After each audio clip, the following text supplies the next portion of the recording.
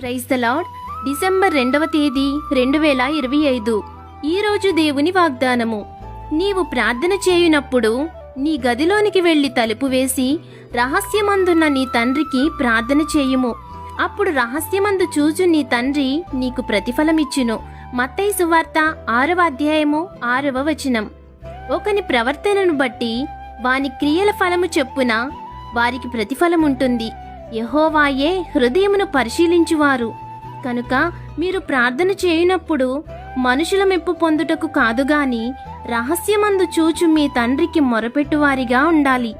ఆ రీతిగా మీరున్న ఎడల రహస్యమందు చూచు మీ తండ్రి మీ ప్రార్థనను ఆలకించి మీకు జవాబును అనుగ్రహిస్తారు. కాబట్టి ఈ దిన వాగ్దానం మీ జీవితంలో నెరవేరాలని కోరుకుంటూ దేవుని సువార్త పరిచర్యలో మీ సహోదరి. ఆమేన్. God bless you.